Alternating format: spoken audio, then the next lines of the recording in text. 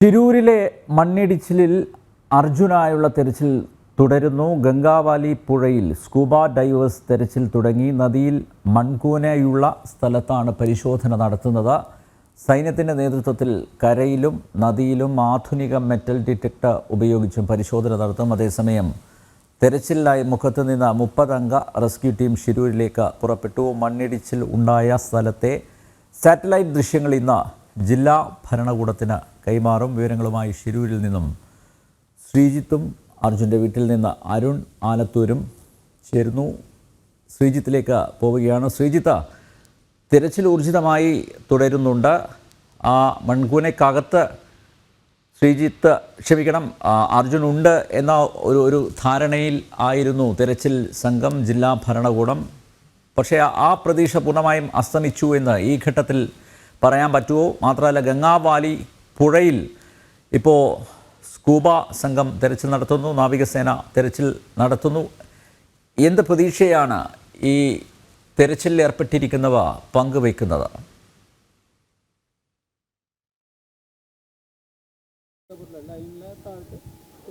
അനിൽ നമ്പ്യാർ, എന്തായാലും ഇതുമായി ബന്ധപ്പെട്ട് വലിയ പരിശോധനയാണ് നടക്കുന്നത്. കരയിലും അതോടൊപ്പം തന്നെ പുഴയിലുമായി പരിശോധന രാവിലെ മുതൽ തന്നെ ആരംഭിച്ചിട്ടുണ്ട്. പക്ഷേ അല്പസമയം മുൻപ് വരെ ഈ പ്രദേശത്ത് വലിയ മഴയായിരുന്നു. ഇന്നലെ 3 മണി മുതൽ തന്നെ തുടങ്ങിയ മഴയ്ക്ക് ഇപ്പോഴാണ് നിലവിൽ അല്പശമനം വന്നുകൊണ്ടിരിക്കുന്നത്. നാം കാണുന്നത് വിശാലമായി പരന്നൊഴുകുന്ന ആ ഗംഗാവാലി നദിയാണ്. ആ നദിയുടെ വലിപ്പം ദൃശ്യങ്ങളിൽ കാണുമ്പോൾ തന്നെ വ്യക്തമാവും. ഈ നദിയിലേക്കാണ് മണ്ണിടിഞ്ഞ് താഴേക്ക് വീണ് ഈ പ്രദേശത്ത് ഒരു കൂന രൂപപ്പെട്ടിരിക്കുന്നത്. ആ ദൃശ്യങ്ങളിൽ കാണുന്നത് പോലെ അതിന് സമീപമായിരുന്നു ആ മണ്ണിടിഞ്ഞ് സമീപത്തെ പല വീടുകളും തകർന്നിട്ടുണ്ട്. 5ലധികം വീടുകളാണ് നിലവിൽ തകർന്നിരിക്കുന്നത്. അതോടൊപ്പം തന്നെ ആ മധ്യത്തിൽ കാണുന്ന പ്രദേശമാണ് ആ കൂനയായി രൂപപ്പെട്ടത്. അവിടെ കേന്ദ്രീകരിച്ചാണ് നിലവിൽ ഇപ്പോൾ നാവികസേനാംഗങ്ങളും മുങ്ങൽ വിദഗ്ധരും ഉൾപ്പെടെയുള്ള സ്കൂബ ടീം ഉൾപ്പെടെയുള്ളവർ പരിശോധന നടത്തുന്നത്. വലിയ രീതിയിലുള്ള പരിശോധന നടത്തുകയായിരുന്നു. കാരണം ആദ്യത്തെ തുടർച്ചയായ 3 ദിവസം ഈ പുഴ കേന്ദ്രീകരിച്ച് പരിശോധന നടത്തിയെങ്കിലും പിന്നീട് ഈ പ്രദേശത്ത് പരിശോധന നടത്താൻ എന്തായാലും കർണാടകയിൽ നിന്നുള്ള ദൗത്യ സംഘം തയ്യാറായിട്ടില്ല. പിന്നീടായിരുന്നു 2 ദിവസമായി പുഴ കേന്ദ്രീകരിച്ച് നാവികസേനയും അതോടൊപ്പം തന്നെ ഈ ദൗത്യ സംഘവും മുങ്ങൽ വിദഗ്ധരും ഉൾപ്പെടെയുള്ളവർ പരിശോധന നടത്തുന്നത്. അതോടൊപ്പം ഈ സമീപത്ത് തന്നെ ഈ GPS കണ്ടെത്തിയ സ്ഥലത്ത് പൂർണ്ണമായും നിലവിൽ മണ്ണും നീക്കം ചെയ്തിട്ടില്ല. അവിടെയും നിലവിൽ പരിശോധന തുടരുകയാണ്. എന്തായാലും ഇതുമായി ബന്ധപ്പെട്ട് എവിടെയാണ് ഈ അർജുൻ എന്ന ചോദ്യം മാത്രം ബാക്കിയാണ്. ഈ വാഹനം എങ്ങോട്ട് പോയി എന്ന ചോദ്യത്തിന് മാത്രം മറുപടി നൽകുവാൻ നിലവിൽ കഴിഞ്ഞിട്ടില്ല. കാരണം ഈ പുഴയിലാണോ കരയിലാണോ എന്ന സംശയം മാത്രമാണ് നിലവിലുള്ളത്. ഈ പുഴയെക്കുറിച്ച് പറയുകയാണെങ്കിൽ ഈ പശ്ചിമഘട്ടത്തിൽ നിന്നും ഈ ഉത്ഭവിക്കുന്ന പുഴയിലേക്ക് ആ പശ്ചിമഘട്ടത്തിൽ നിന്നും വലിയ രീതിയിലാണ് ഈ പ്രദേശത്തേക്ക് വെള്ളം ഒലിച്ചെത്തുന്നത്. വലിയ കുത്തൊഴുക്കാണ്. കാരണം ഇന്നാണ് കുറച്ചെങ്കിലും ഈ വെള്ളത്തിന് ശമനമുണ്ടായത്.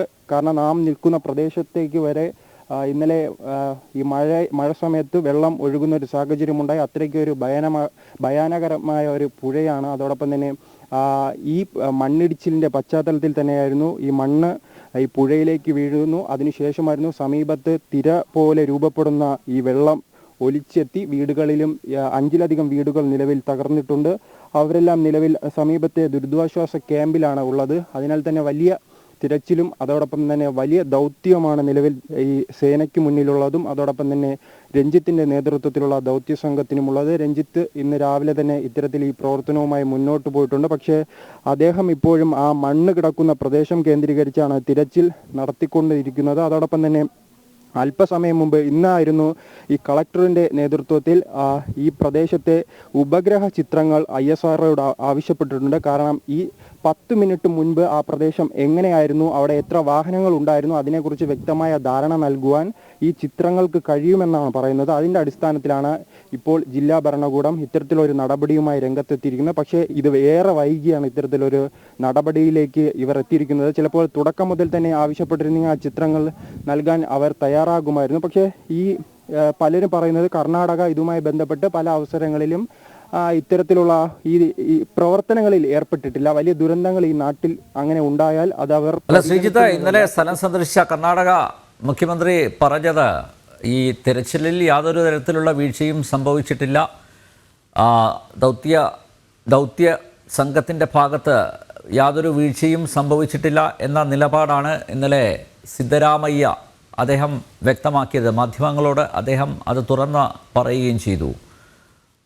അത്തരത്തിൽ തുറന്നു പറഞ്ഞാലും ഇന്നലെ ആദ്യം പ്രതികരിച്ചത് ഈ നാട്ടിലെ കോൺഗ്രസ് MLA ആയ സതീഷാണ്. അദ്ദേഹം ഇതിനെക്കുറിച്ച് പറഞ്ഞത് അയാൾ തുറന്നു തന്നെ സമ്മതിച്ചിട്ടുണ്ട് തങ്ങളുടെ ഭാഗത്ത് വീഴ്ച ഉണ്ടായതായി. ജില്ലാ കളക്ടറിന് വളരെ പരിമിതികളുണ്ട്, അതിൽ ഏകോപിപ്പിക്കുന്നതിൽ അവർ പരാജയപ്പെട്ടതായി അദ്ദേഹം തുറന്നു സമ്മതിക്കുന്നു. കാരണം അവർ പുതിയ ആളാണ്, അതിനാൽ തന്നെ ഈ അനുഭവ പരിചയക്കുറവുണ്ട്.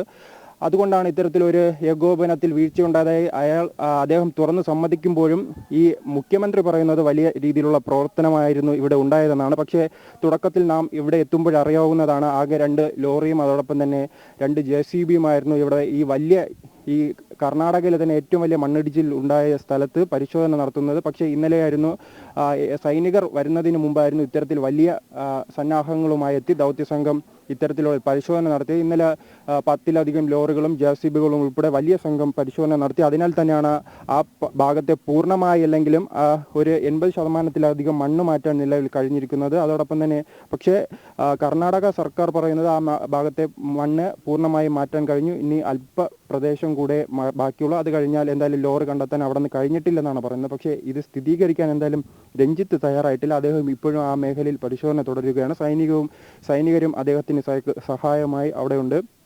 അതോടൊപ്പം ഇന്ന് പ്രധാനമായി തിരച്ചിൽ നടത്തുന്നത് ഈ പുഴ കേന്ദ്രീകരിച്ചാണ്. പുഴയിൽ ഈ മണ്ണിടിച്ചിലിൻ്റെ ഫലമായി വലിയ കൂന രൂപപ്പെട്ടിട്ടുണ്ട്. ആ കൂന കേന്ദ്രീകരിച്ചാണ്, ആ മൺകൂന കേന്ദ്രീകരിച്ചാണ് നിലവിൽ പ്രവർത്തനം നടത്തുന്നത്. രാവിലെ മുതൽ തന്നെ നാവികരുടെ നേതൃത്വത്തിലുള്ള വലിയ മുങ്ങൽ വിദഗ്ധരുടെ സ്കൂബ ടീം അംഗങ്ങൾ ഈ പ്രദേശത്തെത്തി പരിശോധന ആരംഭിച്ചിട്ടുണ്ട്. അവർ വലിയ രീതിയിൽ തന്നെയാണ് പരിശോധന നടത്തുന്നത്. പക്ഷേ ഈ നദിയുടെ അടി തന്നെ 120 അടിയിലധികം താഴ്ചയുള്ള പ്രദേശത്താണ് ഇത്തരത്തിലൊരു കൂന രൂപപ്പെട്ടത്. അപ്പോൾ ഈ 20 അടിയിലധികം ഈ മണ്ണ് താഴേക്ക് പോയിട്ടുണ്ട്. പക്ഷേ അത് മുഴുവൻ മാറ്റി എങ്ങനെ പരിശോധിക്കുമെന്ന ബുദ്ധിമുട്ടാണ് നിലവിൽ ദൗത്യ സംഘത്തിനുള്ളത്. എന്തായാലും സുജിത്, ഒരു കാര്യം ചോദിച്ചോട്ടെ, ഈ തെരച്ചിൽ സംഘം പൂർണ്ണമായും പ്രതീക്ഷ അർപ്പിക്കുന്നത് ഇനി ഗംഗാവാലിയിലാണോ? കരയിൽ മണ്ണിടിഞ്ഞ സ്ഥലത്ത് തിരച്ചിൽ നടത്തിയതുകൊണ്ട് കാര്യമില്ല, അങ്ങനെ ഒരു തീരുമാനത്തിലേക്ക് തിരച്ചിൽ സംഘം എത്തിയിട്ടുണ്ടോ?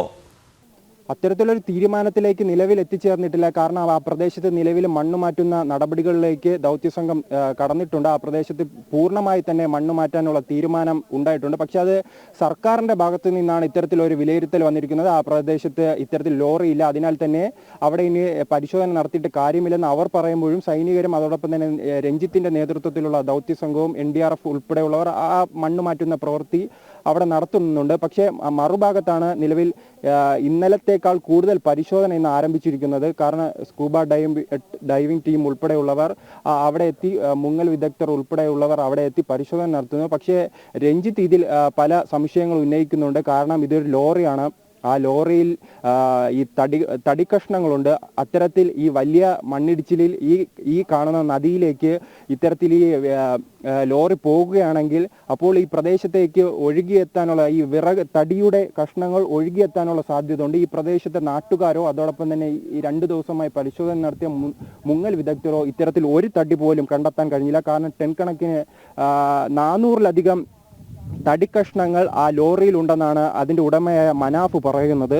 പക്ഷേ ഈ 400ലധികം തടിക്കഷ്ണങ്ങളുള്ള ആ ലോറിയിൽ നിന്നും ഇത്രയും ദിവസമായി 7 ദിവസമായിട്ട് ഈ നദിയുടെ സമീപത്ത് നിന്നും ഒരു തടിക്കഷ്ണം പോലും കണ്ടെത്താൻ കഴിഞ്ഞിട്ടില്ല. അതാണ് രഞ്ജിത്ത് പ്രധാനമായി ചോദ്യം ഉന്നയിക്കുന്നത്. അത്തരത്തിൽ ഇത് പുഴയ്ക്ക് ഉള്ളിലേക്ക് പോകുകയാണെങ്കിൽ എന്തുകൊണ്ട് ഒരു തടിക്കഷ്ണം പോലും, ഈ തടിയുടെ കഷ്ണം പോലും കാണാൻ കഴിഞ്ഞില്ലെന്ന് രഞ്ജിത്ത് സംശയം പ്രകടിപ്പിക്കുന്നു. അദ്ദേഹം എന്തായാലും ആ മണ്ണ് കണ്ടെത്തിയ സ്ഥലം കേന്ദ്രീകരിച്ചാണ് നിലവിൽ പരിശോധന നടത്തുന്നത്. അതോടൊപ്പം തന്നെ ഞാൻ മുൻപ് സൂചിപ്പിച്ചതുപോലെ തന്നെ ഈ ജില്ലാ ഭരണകൂടത്തിൻ്റെ വളരെ വലിയ വീഴ്ചയാണ് നിലവിൽ ഉണ്ടായിരിക്കുന്നത്. കാരണം ഈ റഡാർ ചിത്രങ്ങളിൽ വ്യക്തമാകുമെന്നാണ് വിദഗ്ധർ പറയുന്നത്. ആ പ്രദേശത്ത് എന്തായിരുന്നോ സംഭവം നടക്കും മുൻപ് 10 മിനിറ്റ് മുമ്പ് അവിടെ ഉണ്ടായിരുന്നത്, ഏതെല്ലാം വാഹനങ്ങൾ അവിടെ ഉണ്ടായിരുന്നു, എങ്ങനെയാണ് അവിടുത്തെ ഭൂപ്രകൃതി, എല്ലാ വിശദാംശങ്ങളും ഈ ഉപഗ്രഹ ചിത്രങ്ങളിലൂടെ ഈ സർക്കാരിന് ലഭിക്കുമായിരുന്നു, ജില്ലാ ഭരണകൂടത്തിന് ലഭിക്കുമായിരുന്നു. പക്ഷെ അതിനുവേണ്ടിയുള്ള ശ്രമം ഏറെ വൈകി അവസാന ഘട്ടത്തിലാണ് അവർ ഇപ്പോൾ ശ്രമിച്ചിരിക്കുന്നത്. യെസ്, അർജുൻ്റെ വീട്ടിൽ നിന്നും ഞങ്ങളുടെ പ്രതിനിധി അരുൺ ആലത്തൂർ ചേരുന്നു. അരുൺ, 7ാം നാളാണ് തെരച്ചിൽ എത്തി നിൽക്കുന്നത്. കുടുംബത്തിൻ്റെ പ്രതീക്ഷ എന്താണ്? അനിൽ നമ്പ്യാർ, കുടുംബത്തെ സംബന്ധിച്ചിടത്തോളം ഇന്നത്തെ ദിവസത്തിൽ കുടുംബം ഒരു പ്രതീക്ഷ അർപ്പിക്കുന്നു എന്നുള്ളതാണ്. കാരണം ഇന്നത്തെ ഈ ഒരു തിരച്ചിൽ, പ്രത്യേകിച്ച് ഗംഗാവാലി ആ ഒരു പുഴയിൽ പ്രത്യേകമായി രൂപപ്പെട്ടിരിക്കുന്ന മൺകൂൻ, ആ മൺകൂനയ്ക്ക് അടിയിലോ മറ്റോ ആയി ഇത്തരത്തിൽ അർജുനെ കണ്ടെത്താൻ കഴിയും എന്നുള്ളൊരു പ്രതീക്ഷയാണ് രാവിലെ സഹോദരി ഉൾപ്പെടെ പങ്കുവച്ചത്. അതേസമയം തന്നെ നമുക്കറിയാം ഒരു കഴിഞ്ഞ ദിവസങ്ങളിലൊക്കെ ഉണ്ടായ ഒരു തിരച്ചിലിലും മറ്റും ഉണ്ടായ ഒരു അലംഭാവം, ആ അലംഭാവം എന്തായാലും ഈ ഒരു സൈന്യമൊക്കെ എത്തിയതോടുകൂടെ തന്നെ മാറിയിട്ടുണ്ട്. നല്ല രീതിയിൽ തന്നെ ഇന്നലെ തിരച്ചിൽ നടത്തി. അതേ ഒരു വേഗത, ഇന്നലെ ഉണ്ടായ വേഗതയോ അതില്ലെങ്കിൽ അതിനേക്കാൾ കുറച്ചധികം വേഗതയോ ഇന്നും തിരച്ചിലിൽ ഉണ്ടാവണം എന്നുള്ളൊരു ആവശ്യവും അവർ മുന്നോട്ട് വയ്ക്കുകയുണ്ടായി. തിരച്ചിലിൽ യാതൊരു തരത്തിലുള്ള വിട്ടുവീഴ്ചയ്ക്കും തയ്യാറാവരുത്, എല്ലാ വിധ സാഹചര്യങ്ങളും പരിശോധിച്ചുകൊണ്ടുള്ള ഒരു തിരച്ചിൽ തന്നെ നടത്തണം എന്നുള്ളതാണ് കുടുംബം പ്രധാനമായും ഇന്ന് ആവശ്യപ്പെട്ടിരുന്നത്. ഏതായാലും ഈ തിരച്ചിൽ പുരോഗമിക്കുമ്പോഴും ഇപ്പോഴും വലിയ പ്രതീക്ഷ തന്നെയാണ് കുടുംബത്തെ സംബന്ധിച്ചിടത്തോളം ഉള്ളത്.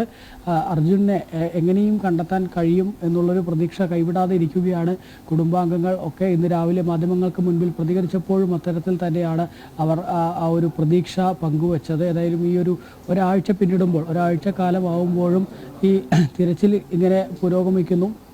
ആദ്യഘട്ടത്തിലൊക്കെ ഉണ്ടായ ഒരു പിഴവുകൾ അതൊക്കെ പരിഹരിച്ചുകൊണ്ട് ഇപ്പോൾ സൈന്യം, അതുപോലെ തന്നെ NDRF-ഉം ഒപ്പം തന്നെ നാവികസേനയും അങ്ങനെ എല്ലാം ഒരുമിച്ച് കൊണ്ടുള്ള ഒരു തിരച്ചിലാണ് നടക്കുന്നത്. കോഴിക്കോടിനെ സംബന്ധിച്ചിടത്തോളമാണെങ്കിൽ ഇവിടെ നിന്നും വിവിധ സന്നദ്ധ സംഘടനകൾ സ്വയം സന്നദ്ധരായിക്കൊണ്ട് അവർ അങ്ങോട്ടേക്ക് ഈ ഒരു രക്ഷാപ്രവർത്തനത്തിന് കർണാടകയിലേക്ക് തിരിച്ചിട്ടുണ്ട് എന്നുള്ളതാണ്. മുക്കത്ത് നിന്നുള്ള ഒരു 30 അംഗ സംഘം ഇന്ന് രാവിലെ ഇപ്പോൾ കർണാടകയിലേക്ക് തിരിച്ചിട്ടുണ്ട്. അവരവിടെ ആ ഒരു രക്ഷാപ്രവർത്തനം തങ്ങളും അതിൽ പങ്കാളിയാവുന്നു എന്ന് പറഞ്ഞുകൊണ്ടാണ് ഇവിടെ നിന്നും തിരിച്ചിട്ടുള്ളത്. ഇത്തരത്തിൽ സന്നദ്ധ സംഘടനകൾ പോലും അവിടേക്ക് കർണാടകയിലേക്ക് തിരച്ചിലിന് വേണ്ടി തിരിക്കുന്ന ഒരു സാഹചര്യവും നിലവിലുണ്ട്.